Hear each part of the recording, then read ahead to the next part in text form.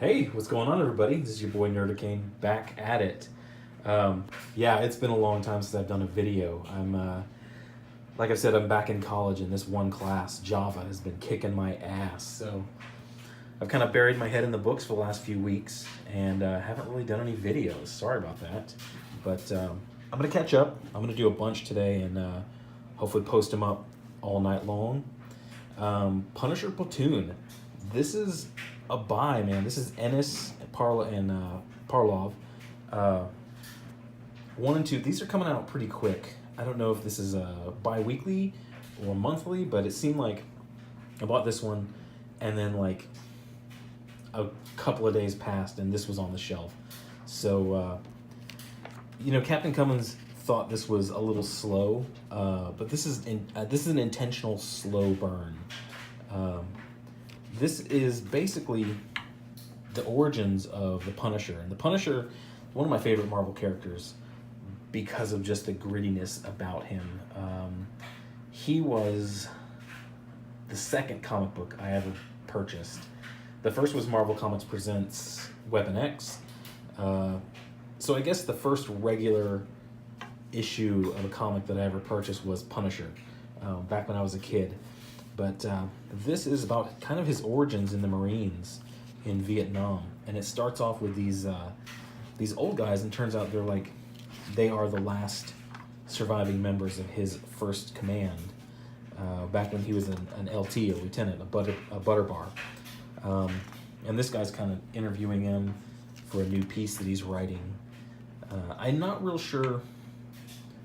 I guess at this point in whatever continuity this is, I think that they know that the Punisher is Frank Castle, and he's still just operating. So catch this. This is when he's getting there, and generally he kind of sets himself off apart as an officer because he's an LT, and like right off the bat he's saying these guys in country who've been doing the job for a while, he needs them, and he tells them, I need you to show me the ropes.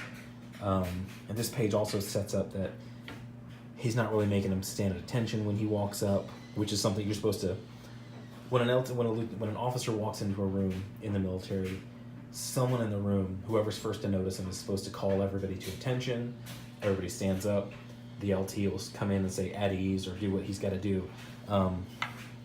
So he's coming in, and he's not trying to pull the reins. He's not trying to do that shit because he knows that these guys are fighting every day. They're out in the shit, and if he kind of wants to earn their respect, he's kind of got to go along to get along a bit. There's still discipline, there's still a military, but pulling rank, making people stand up, and kind of throwing your rank around isn't really going to work with these guys because they're getting shot at every day. And yeah, he's kind of getting the lay of the land from these guys. He's new, so he really, generally when you get somewhere deployed, when you're new, you don't go out the first day. You don't go out on the first mission. You're in country, you're kind of getting climatized, you're getting used to it, and you're learning the ropes. But he knows he's got a lot of catching up to do real quick, so he's going on this patrol. I remember when I got to the desert, I grew up in a hot climate, and I came from a base in a hot climate. So I took kind of a day to get climatized to being out in the desert, which is crazy hot. But honestly, I was already prepared for it, so I just kind of took a day off and enjoyed. I just flown from Georgia to Saudi Arabia. I was a little jet lagged, but that's what you do when you first get to your TDY. But this guy, he's going straight out. He wants to see what it's like, and here on their patrol, they get orders to go by Chubai, and this guy right here he's not too happy about it, but he's sort of grumbling like a troop does. Now, generally, an officer, an LT commander will kind of ignore that because troops grumble, but he sort of addresses it, and this dude reluctantly doesn't want to tell him what's going on because there's sort of a quote-unquote deal that they stay away from Chubai. I'm not sure what the deal is. We'll see a little more of that later. So Frank sees it. He's a good LZ, and he kind of bypasses command, and he calls straight to the AWACS. I'm not sure if there was an AWACS. I think there was AWACS back then. An AWACS is a converted KC-10. It's an aircraft. Looks like a commercial airliner, but it's got this massive disc on top of it, and it's an airborne radar and communication control and jammer. That's what it does. It goes up there, it flies, and then coordinates. It acts as like an air traffic control tower, way up in the air, controls all the air traffic, jams radar, they do a lot of stuff up there. It's like an airborne base. So he calls in to a pair of F4 Phantoms, very nicely drawn. You guys liking the new camera? This is just taking a minute. My birthday came by recently, and my wife got me an iPhone 8 Plus, and the camera is just so much more gorgeous than the, what did I have before, 6S? Yeah, I think I had a 6S, but this camera is beautiful. Thank you to my wife. I love you. My camera's awesome. And I'll get back to the story. These are F4 Phantoms. They really aren't used anymore. They've been retired. My father worked on these back when he was in the Air Force, and they were pretty new. See that intake right there? The air intake is pretty tiny. My father used to fit in there. He used to get fit in there to go work on the aircraft, to go check the aircraft. If you ever see pictures, it's pretty thin, and nowadays he couldn't fit into it. I couldn't fit into my uniforms from the Air Force. So I think Diversity in Comics posted a picture a while back with him with R. Lee Ermey when he got to the desert, and I kind of posted to him. I said, "Hey, to be desert skinny again," because there's no better weight loss than going out to the desert and living out there for 6 months.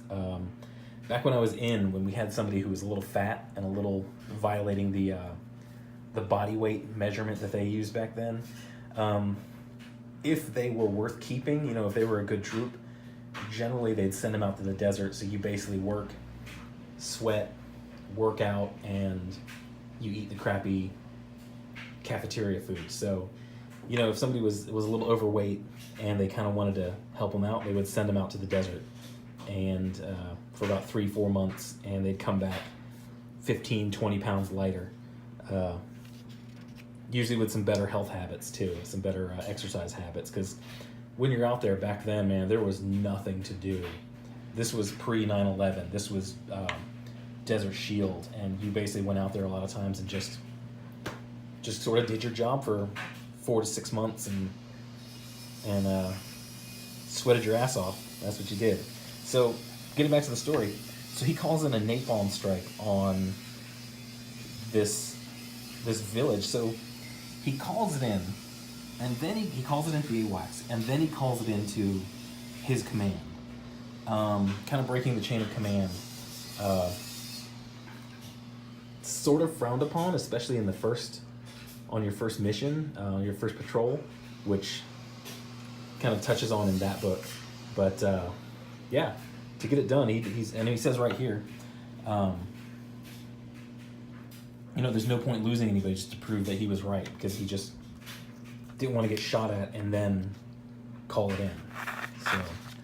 So they basically killed 2 people, two snipers, they killed 4, and reported as 2, because back then, to sort of inflate the numbers and make it seem like we were winning in Vietnam, if they got 2 kills, they were reported as 4. If they got 10, they would reported as like 25 or 30. They were inflating the numbers to make it look like we were winning, and that all came crashing down in 1968. But there's a side story, and these 2 characters are going to, Frank and this lady here, They're going to clash, but they're setting it up.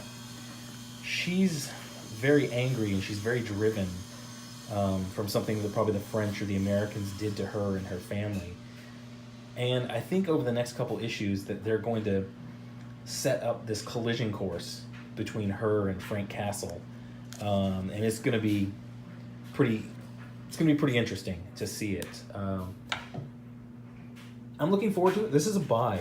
This is, as it says, explicit content.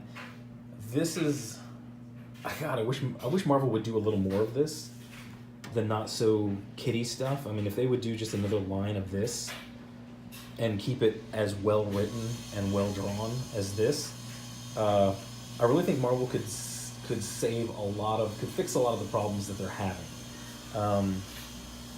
Because their current writers on a lot of the books can't write like this. They're not good enough to write like this.